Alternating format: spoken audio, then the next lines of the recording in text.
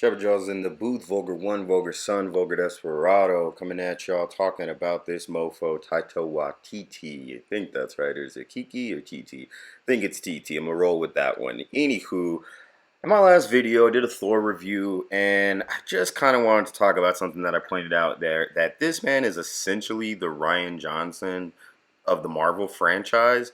I mean, look, no, no love lost or no love for really Rian Johnson after the raping of Star Wars. Let's be real.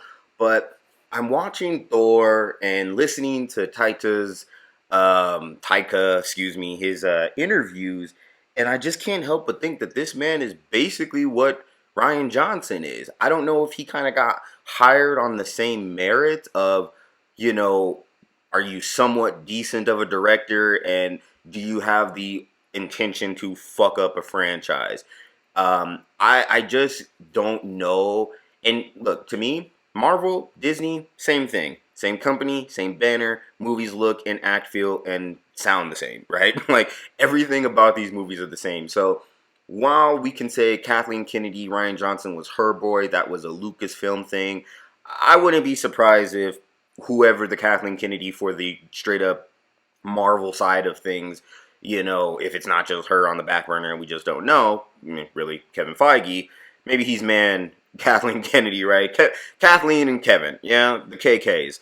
I don't know if that was the intention here, is that they want to do this whole subverting of expectations, because you, again, go watch my review, but watching that movie, hearing what this dude is talking about, you can't help but think that the only purpose is to fuck up Thor, just like they fucked up Star Wars. I mean, this man literally asked Natalie Portman to be in a Star Wars film.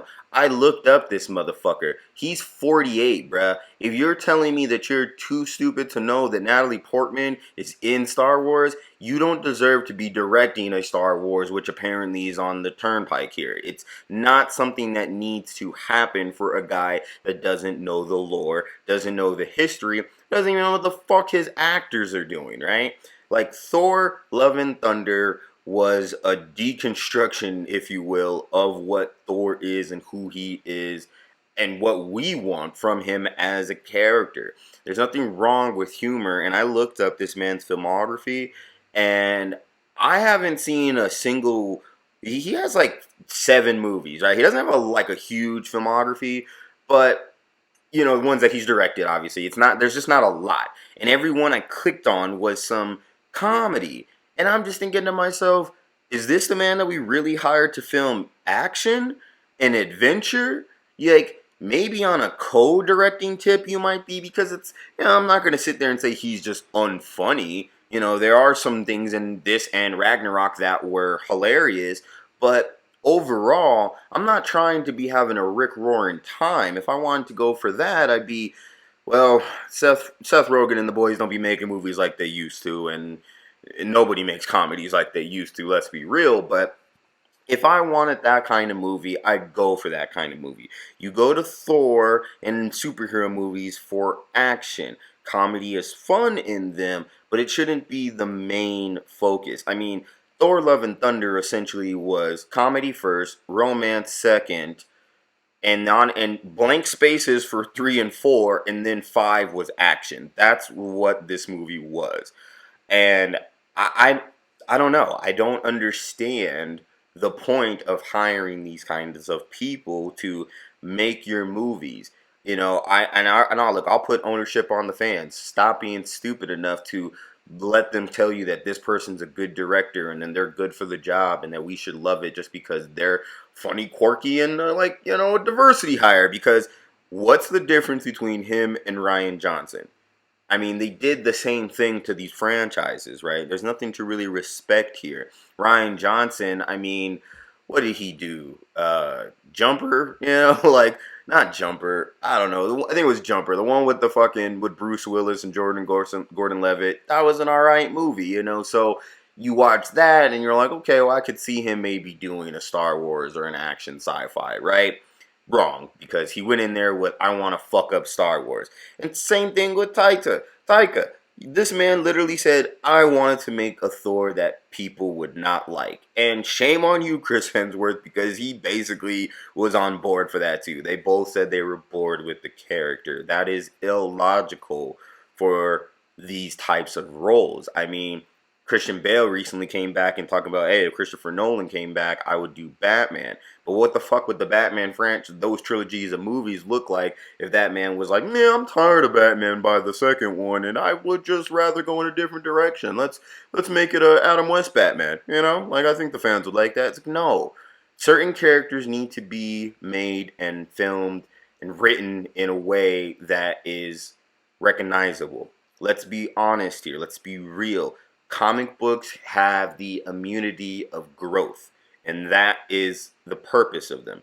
They are not supposed to uh, subvert expectations and grow and change into these better people. I mean, like these characters, they are eternal, they are continuous. That is the purpose of comic books. It's one of the only mediums that can do that shit.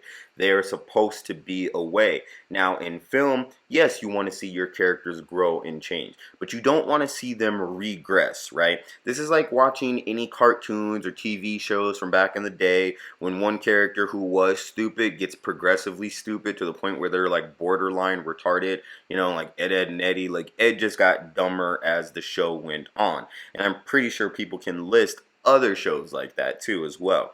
That's what we saw with Thor. And the sad part is that was the intention. They went in with this goal of fucking up something that you wanted to see. You can't have a TV show or a movie that is essentially supposed to be epic with battles and, you know, loss and tragedy and turn it into a cartoon of silliness. Teen Titans Go. I don't understand why Disney's banking on this Taika guy, but it's a mistake. I was watching some Clownfish TV video not too long ago, and they, you know, brought up a good point because this guy was apparently at one point supposed to do Akira, the anime movie. Yeah, that would have been one of the worst decisions ever. I mean, literally, go to Wikipedia and you'll see all this dude does is movies, is comedies, and that's fine, but not for Thor. And definitely not for Star Wars. Let's all be worried now because this man is about to get a Star Wars film. So, I don't know what else to tell you. Really, I just wanted to do a quick rant, but, you know, honestly, besides the melanin in his face, this dude is no different than Ryan Johnson. You know, not like Ryan Johnson deserves a pass, but neither does Taika. We got to be like, look, Star Wars fans are a little bit more real and resilient, and that's why Ryan Johnson kind of got chewed into oblivion. He had like one last movie in the last couple of years. I don't really know, but we might need to do the same with Taika. At least get him off of Star Wars, right? He might have Marvel by the balls because he just ain't going anywhere. But we got to stand up as fans and be like, hey, this is not the right direction. I know these movies will make money and people think that's a justifier, but it's not. It's really, really not. Have some better standards for yourself, people. Till next time, y'all. Jabba Jaws out. Vulgar Desperado. Peace.